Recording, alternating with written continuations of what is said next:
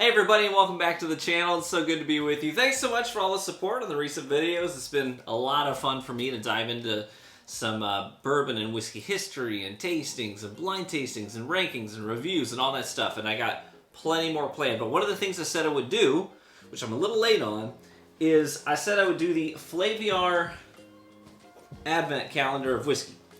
Now, shout out to Flaviar. They sent this to me for free. They've been awesome to work with. They're just great people. And I partnered up with them. If you're ever getting anything off their website, make sure you use my discount code. It's just Dramguard, and that'll get you a discount. It'll get me a kickback, so it's a literal win-win for us and for our community. So, anyways, I do know that some of you guys actually picked these up and are going through these as well. You've been chatting with me on Patreon about these. So, if you want to get into those discussions, feel free to check out the Patreon. I think I'm going to do one of these episodes actually a live stream via a Discord call with the patrons. So if you want to do some of these with me, that would be a fun thing to do. We can compare notes. That'll be fun. But today I'm going to get started. We're going to do the first four, I think. If I'm feeling adventurous, maybe I'll throw in the fifth, because I do have some catching up to do. So I figured what would be fun, I'll pour them, and I'll start blind, and then I'll look them up. And because Flaviar does offer like some info on the distiller, on the whiskey, and sort of their vision and the flavor profiles. But I thought it would be fun to do taste it blind first, and then look it up and compare the notes, and kind of maybe see if we can refine our palate along the way. But anyways, I'm also going to rank them, not rank them, but I'll give them a rating on a scale of 1 to 5. 3 would be just straight average, like, oh, that's an average whiskey, that was interesting. 4 would be above average, like, hey, I actually was impressed by this, I'd like to have it on my shelf. A 5 would be like a, hey, I've got to make sure I get one of these, I got to get a bottle of this on my shelf. 2 would be below average, 1 would be like, I'm never going to spend money on one of these, whether it's a sample size or a full bottle, ever. So I'll give them each a rating, 1 to 5, and just from tasting. So yeah, I thought that would be a good way to do this. So let's dive right in. I gotta say, their packaging on this is it's really cool, frankly. It comes with a actually this one right here, this Glencairn that has the Flaviar logo on it etched onto it. Comes with that, a notebook so you can write down what your experience is like, so you can remember which ones you liked, which ones you didn't. And let me show you this. The packaging is super interesting because it's kind of got this subnautical theme to it, which I think is really cool. And then a little flap for each day. Vial number 1.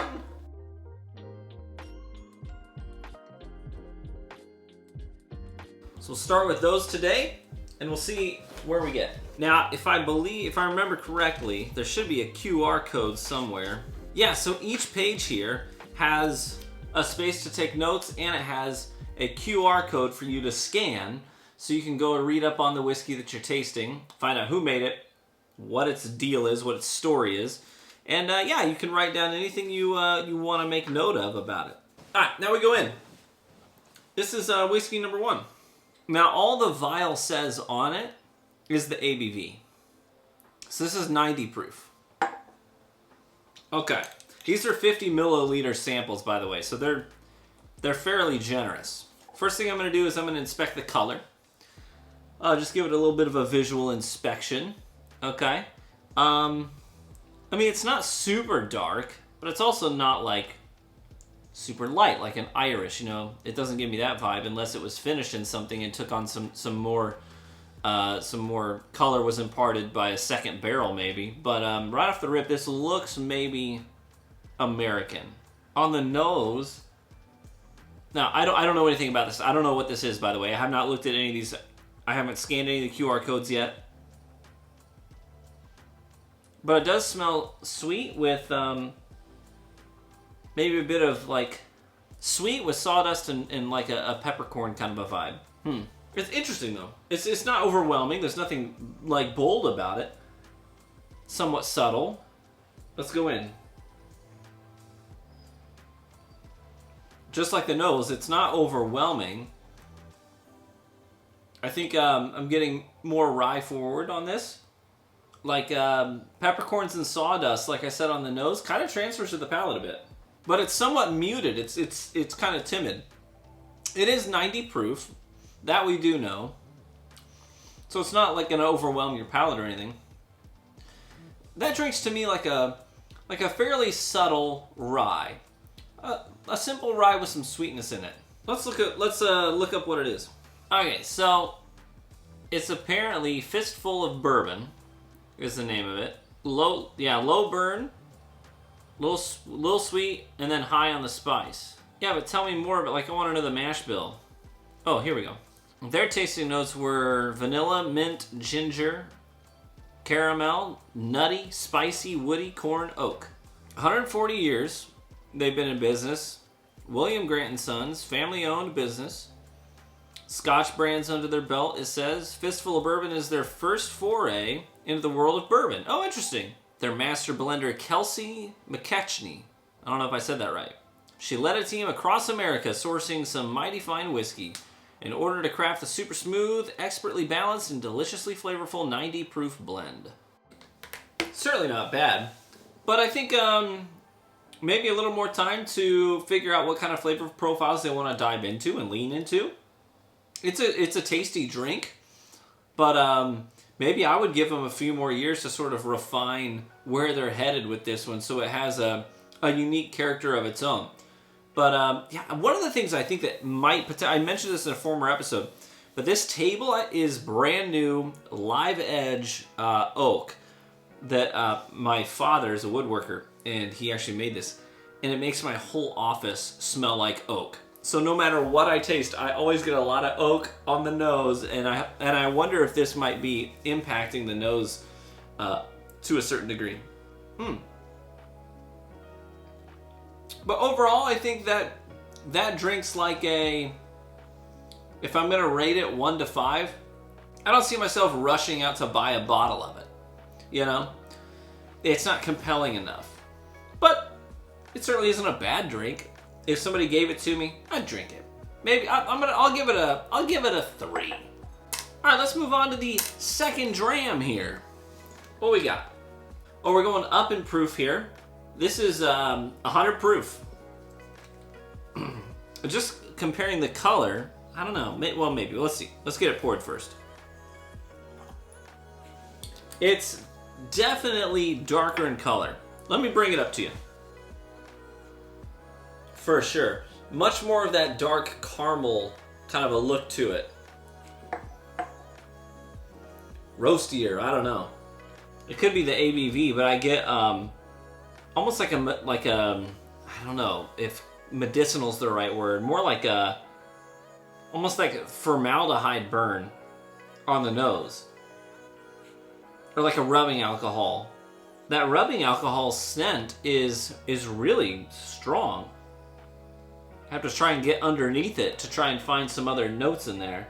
I almost get like a wintry vibe off of it, you know? Like candied ginger, maybe. Well, that's quite different.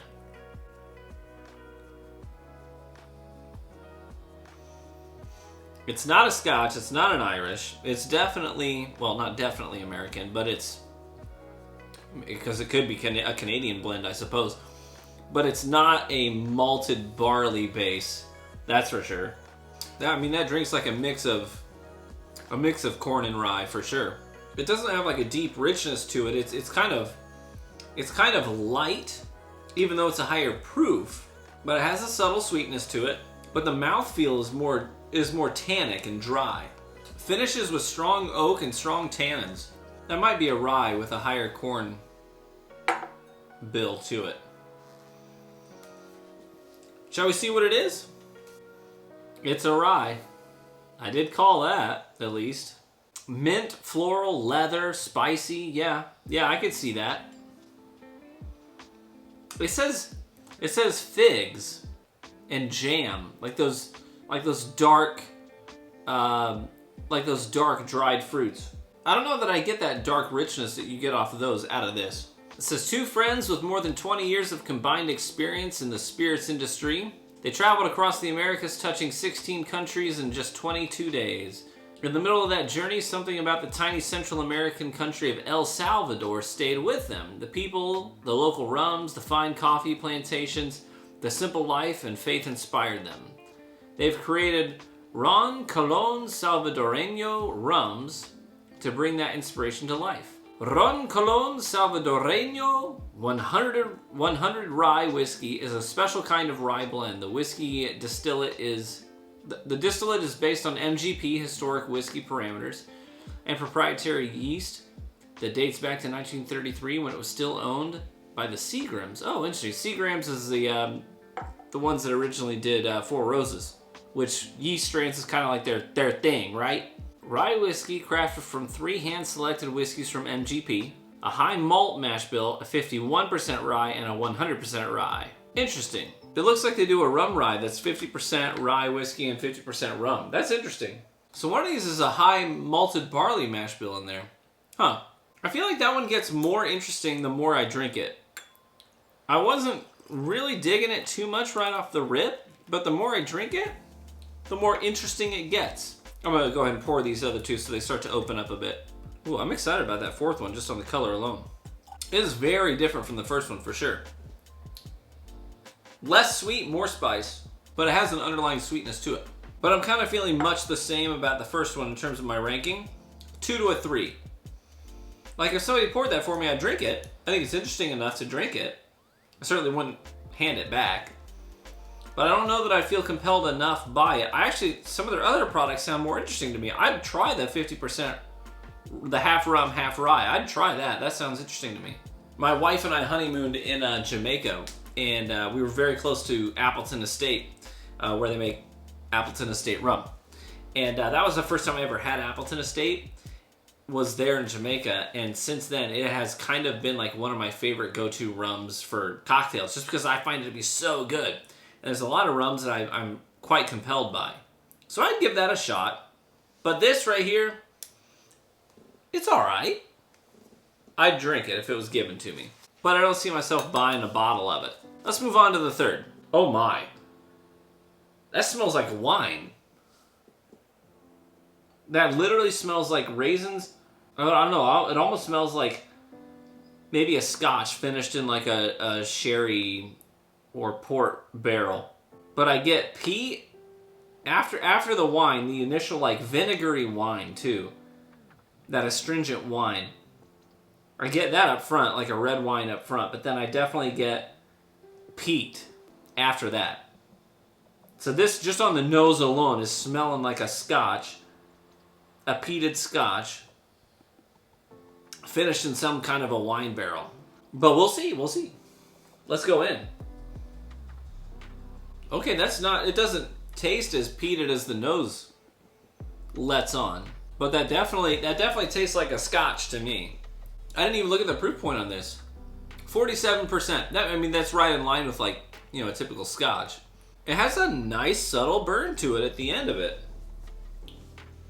It's not too hot up front, maybe lightly peated, but it does have a sort of fruitiness to it too. But it's not like a dark, rich, fruit, like a dried fruit. Not dry. I will say this, dried apricots come to mind. Like dried apricots. But the mouthfeel is somewhat more viscous, and you get that subtle peated smokiness that kind of stays behind, but it's not a lot. It's, like I said, it's very subtle. Let's check it out. This is number 3. Okay, it is a blended malt Scotch whiskey. So not a single malt. It didn't all come from the same distiller in a single batch.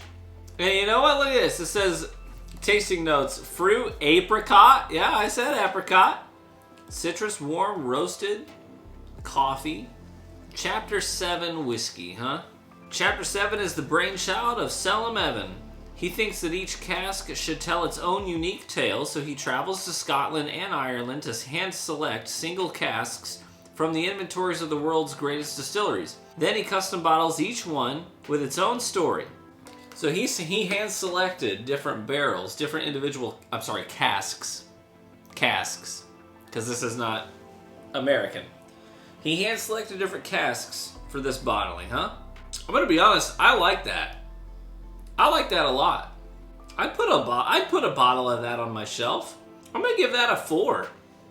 I'm gonna do it. I'm gonna give that a 4. It's not like it blew me away. I was like so taken back by it. But I'd definitely give that a 4. If I saw it on the shelf somewhere with a decent price, I'd be like, yeah, I'll take a bottle of that home. So that was Chapter 7, a blended scotch. So far of the batch, of the first 4, sorry, I've only had 3. Of the first 3, I say 1, 2, and 3 for my ranking. 1, 2, and 3. I like that. But this one, I'm excited about this one. Look at the color on this. This is so much darker and richer than any of the others, just on presentation alone. Here, have a look. Quite a bit darker than the others. On the nose, I'm getting green apple, and almost, I know this sounds bad, but it's not displeasing or off-putting. But markers? Like permanent marker, like a Sharpie? I know that sounds like not great, but it's not off-putting. But definitely green apple too. What's the proof on this? It's only 92.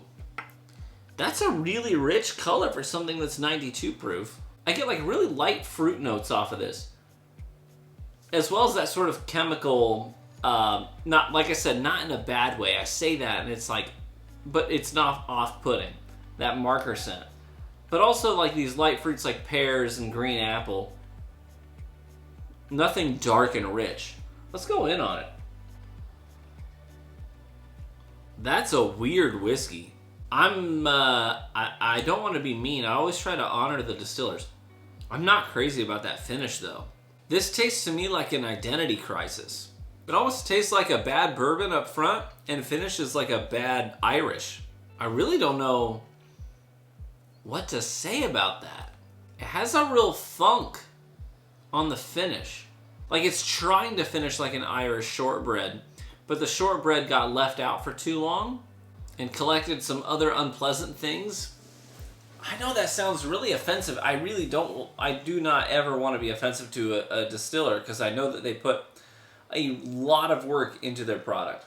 That really is the best way I can describe it though. It starts like a bad bourbon and ends like a bad Irish. And I keep going back for more and just continue to be disappointed.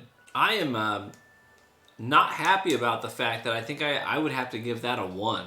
Should we find out what it is? It's a single malt whiskey, an Indian whiskey. Their tasting notes are fruit. That's really generic, isn't it? Fruit. There's a lot of fruit and they don't all taste the same at all. Oak, spicy, vanilla, caramel, raisin, nutty, dark chocolate, warm. I don't know about all that. A delicious single malt from the foothills of the Himalayas. I mean, it's definitely unique. Made with local 6-row barley. Camet single malt whiskey is matured in a combo of ex-bourbon American oak, ex-wine French oak, and ex-sherry Pedro Oloroso casks. Its palate is lively with fruity, vibrant, and spicy notes of vanilla, dried fruit, and oaky flavors. In other words, it's absolutely delicious. I have to politely disagree. I do not like that. Of these 4, I'm gonna go the blended Scotch whiskey is my number 1. This is our first time trying bourbon is number 2. The rum makers making a rye is my number 3. And this is easily my number 4. I don't even see myself finishing that. That one kind of fumbled for me. I'm interested to know if, please let me know in the comment section if you guys have tried these. Let me know what you're thinking along the way. Like, when you got to number 4, what was your, I want to know what you thought of that. It really, like I said, identity crisis. This to me does not know what it wants to be. Even the description of it was like, oh, and then, you know, we aged it in ex-bourbon casks and French oaks, and then also, you know, Oloroso sherry. It, like, did not know what it wanted to be. But this blended Scotch, like, this is a single malt. But this is a blend. And this is 10, I'd take this 10 out of 10 times over number 4. I do not want to end on that 4. I'm going to come back into this and I'm going to get the 5th one out. I've got one more clean Glencairn, so that's perfect. Man, I was so excited to try 4 too, just based on the color alone. But this one is kind of similar. Not quite as dark on the you know, color. but it is darker. Ooh, I got a whiff in the nose of that one. That smells like, on the nose alone, that's an American. It's got some corn in it. That smells like sweet caramel. Certainly vanilla. A very subtle oak. I know this is really obscure, but I frequent our local Ace hardware store. And there are these like homemade caramels, these homemade caramel candies, like the really chewy ones, that a local family makes and they leave for like 25 cents a pop just right there at the register, and I always grab a couple. This smells like those. It smells like caramel and hardware store. And I kind of love the nose on this. On the palate, that is very subtly sweet with a really spicy finish. Man, the finish reminds me of saltwater taffy. It starts sweet and it progresses then pretty quickly to that tannic spice. But there's also that taffy vibe to it. I'm curious about this one. What are you? That's a wheated bourbon. A surprising wheated bourbon with 0 rye from Redemption Rye Whiskey. So this is from Redemption Rye, but there's no rye. Bardstown Barrel Selections is a small company based in Bardstown, Kentucky, the spiritual and geographic heart of bourbon country. They know what kinds of flavors they want to get out of a whiskey, and they go looking for the barrels produced by dozens of large and small distillery shops across all the Midwest. They blend these choice barrels to develop the flavor profiles for their signature brands, and impress the crowds with a high quality and consistent experience across their whiskeys. Bardstown currently bottles the Redemption Rye product range that's distilled in Indiana. I'm from Indiana, by the way. They're known for producing great rye whiskeys, no surprise there. So this is sort of out of left field for them. A wheated bourbon with no rye, but they managed to get that sort of rye dryness out of it, that tannic note. And I wonder if that's something that they did intentionally as they were sort of picking barrels from different distillers. But it undeniably has a sort of tannic spice to it on the finish. I almost get like a Twizzlers licorice candy on the finish too after a while, after it's sat for a bit. I think I would give that a 3 as well. Like, I wouldn't be disappointed if somebody poured me one of those, but I'm not sure that I'm going to go out of my way to buy it. As far as wheated bourbons go, I've certainly had better. Better is such a bad word, though. It's very not descriptive at all. But let me do this. For a wheated, I've got Maker's Mark 101, right? So this is not the standard Maker's Mark. This is a higher proof point. I want to compare the two. If you're not familiar with Maker's Mark, it is a wheated bourbon. I like Maker's Mark 101 more. For a wheated bourbon, I think Maker's 101 is the better choice. But this is not bad. It's not bad at all. So they picked barrels from a lot of different distillers and blended them into this wheated bourbon. This one feels more like it knows what it is and what it wants to be. So I'm going to rate them from worst to best. I'm going to go, number 4 is the worst. The Indian single malt. I was not crazy about it. I mean, you guys know this. You watched the video. So that takes 5th place. 4th place, I'm going to give it to the wheated bourbon. I'm going to give it a 4th place. 3rd place, the rum distillers with the rye whiskey. I'm going to give them 3rd place. 2nd place is the bourbon. Our very first try at bourbon, which was vial number 1. And in 1st place, the one that the Glencairn that's completely empty, the blended Scotch whiskey. That was delicious. I liked that a lot. And I cannot go on to number 6 yet because I would probably not be very accurate on it. After how much whiskey I've had tonight, I think that's a good time to call it quits before we get in over our heads. And in the next episode, we'll tackle the next 4. If you got the Advent Calendar of Whiskey, please let me know in the comments section how you rated the first 5 individually. I want to know where you ranked them and if it lines up with mine and how you felt about them. And if you really had like strong disagreements on anything that I said in this episode, please feel free to let me know. if you were like, yo, number 4 was my favorite by a landslide, and here are all the reasons why, hey, please do so. I want to know what, especially, I want to know what you thought about this one.